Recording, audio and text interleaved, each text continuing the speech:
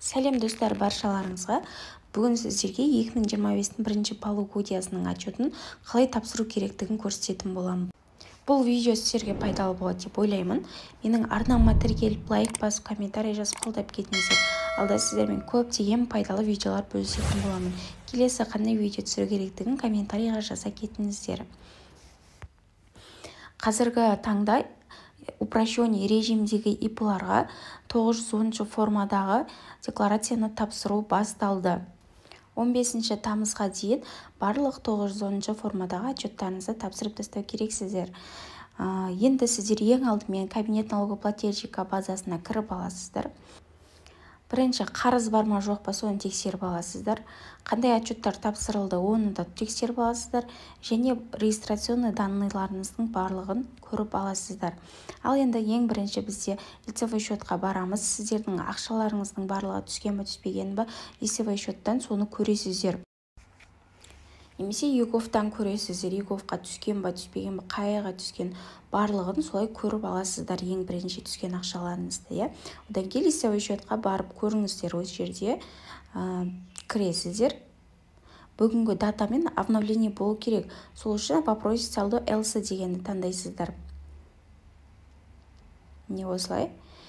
Әрі қарай обновить страницу дейсіздер. Отчеттарыңызды тапсырып болған соңда лицевой счетқа кіріп сіздер обновить ету керексіздер. Бұне бүгінгі күнгі датамен, қазіргі сағатпен осылай сіздер лицевой счеттарыңызды обновить етіп аласыздар. Түскен ақшаларыңыздың барлығы осы жерде тұрады. Әрі қарай регистрационный данныйға кіріп бүткіл данныйларыңызды көресіздер. Бұл жерде сіздер ол да бүгінгі күнмен обновление болу керек. Попросить данные дегенді басып обновление істеп алу керексіздер. Бұл жердегі бізде 9-шы разделдегі сіздердің ИП-ларыңыздың УГД номері және по жительство УГД номері, осы екеуі сіздерге керек болады. Осыны бір жерге жазып аласыздар, немесе суретке түсіріп алсаңыздар болады.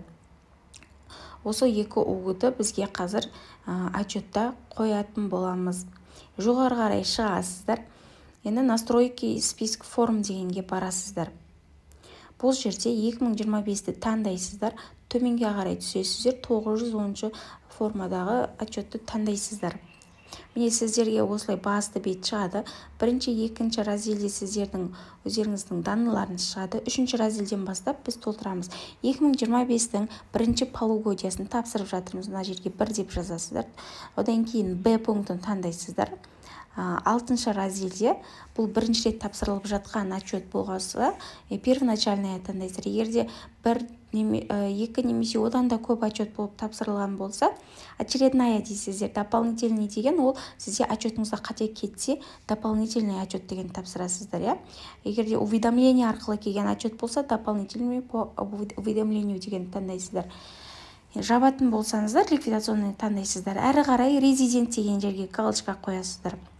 Доход деп бірінші тұрады. Бұл жерде сіздерде соңғы 6 айда январь мен июнь арасында сіздерде қанша доход болды. Оны Каспи Пейде немесе өздеріңіздің касса аппараттарыңыздан осылай выписка алып, сіздердің соңғы 6 айдағы доходтарыңызды жазасыздар. Жазған кезде сіздерге автоматты түрде астында ИПН налогтарыңызды шығарып береді. Бізде 6 айда доходымызды жаздық. Міне астында 59.580 теңге сіздерге налог шығарып берді. 1,5%. Әрі қарай сіздер бір айлық табыстарыңызды жазасыздар максималды түрде. Міне осылай жазған кезде сіздерге екінші страницаға барғанда социальный отчислениелеріңіз максималды түрде шығарып беретін болады. Міне осылай. Міне 29.750 теңге ол максималкада салған ИП-ларына. Міне осылай 595 теңге деп жазасыздар. Алдыңғы бірінші страницаға доходтарыңызды бір айлық. Енді соны жазғанда социальный отчисление шығарып береді. Енді екіншісінде бір айлық табыстарыңыз, максималды түрде табысыңыз қанша, соны жазасыздар осы жерге. Бізде ең максималды қазір 2025-те 662 мың теңге деп жазсаңыздар, пенсионкаларыңызды сіздер максималды түрде осылай шығарып береді. Әрі қарай сіздерде ОПВР-ларыңыз жазасыздар. Барлығын бұл жақта максималкаға салғандықтан бізде максималды ОПВР пенсионный работодатель дегеніміз 16.550 теңге. Бұл полный 6 айға салып шыққан.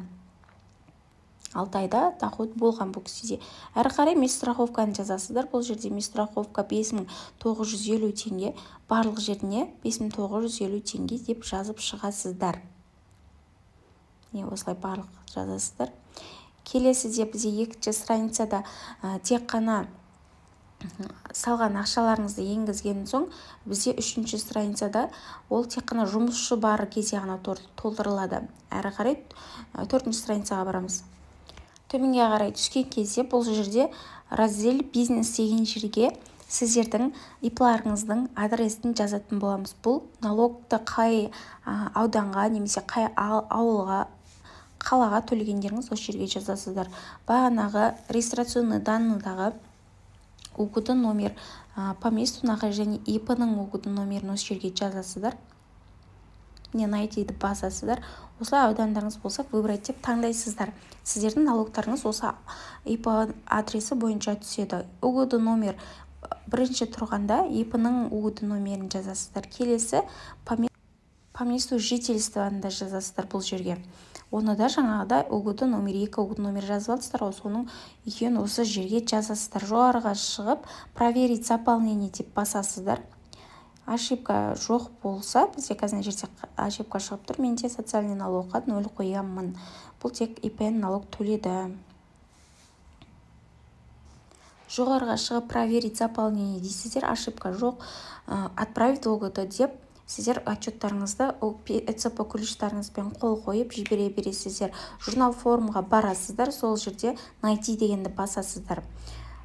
Сол жерге сіздердің тапсырған отчеттарыңыз шығып тұрады. Тапсырған отчеттарыңыз разнесена болса, сіздердің отчеттарыңыз дұрыс деген сөз.